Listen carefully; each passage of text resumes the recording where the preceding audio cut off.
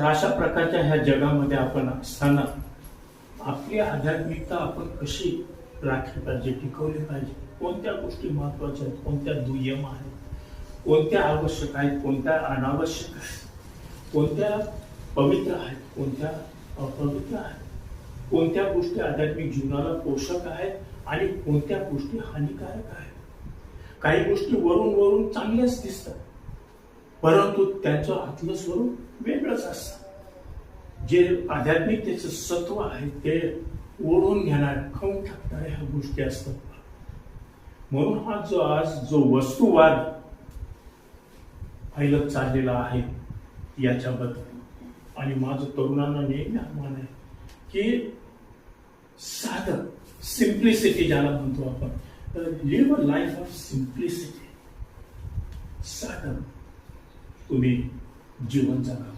आपल्या प्रभू